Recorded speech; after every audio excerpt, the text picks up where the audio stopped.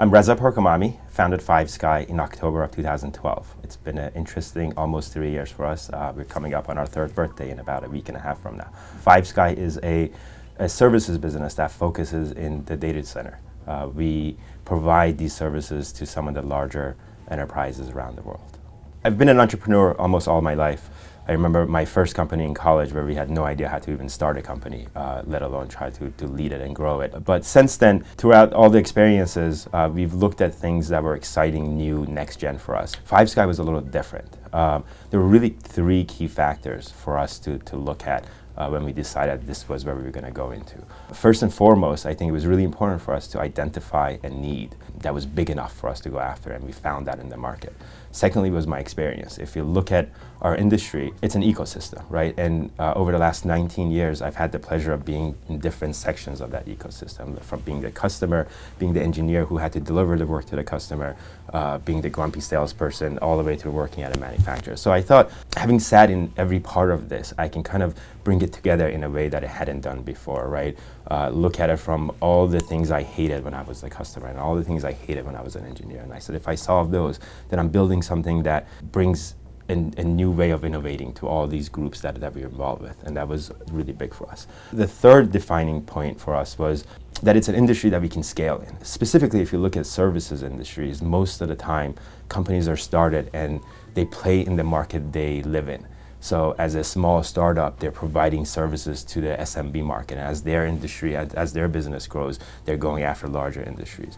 Here, we looked at it and saw the ability for us to be able to go after some of the larger customers and thus enable us to grow really rapidly, which has been a key success for us.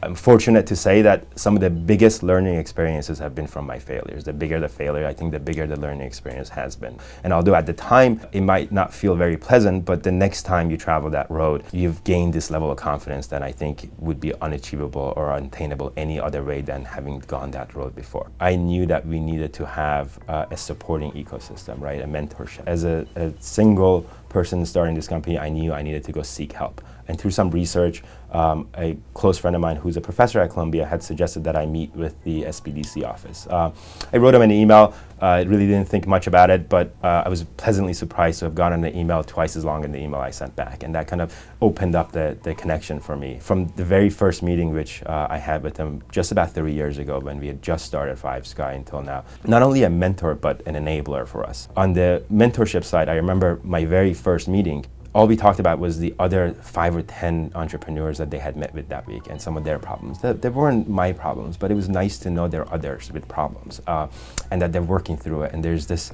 whole world that exists that I'm part of, right? And that kind of gives you the confidence to say, well, if this guy has this problem, mine doesn't seem suddenly so bad and I can go achieve it. The second value add that's been very tremendous for us has been their ability to be an enabler.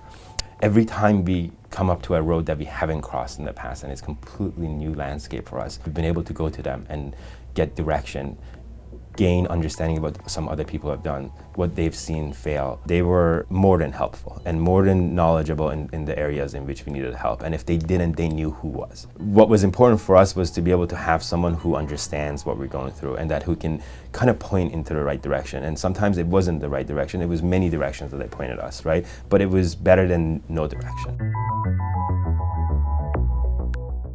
I think that the two biggest things that come to mind is do it. I think that's really important. People talk about things. I have had friends who come up with brilliant ideas and the next time I see them, it's the same brilliant idea, it's just a little less brilliant. Every day it becomes less and less if you don't do it. The second thing, which more specifically I've seen around a lot of tech startups, smaller tech startups, is that they're trying to build this dream. And if you look at the first Lamborghini, it wasn't a Lamborghini. It was a car that drove.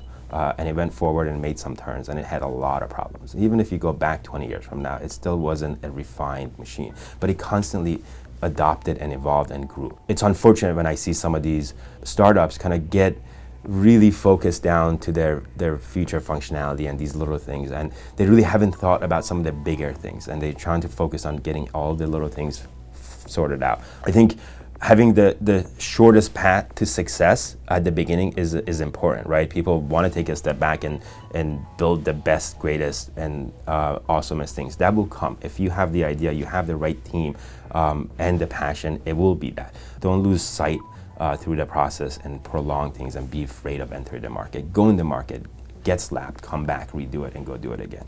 I think that's the fastest, most efficient way to success.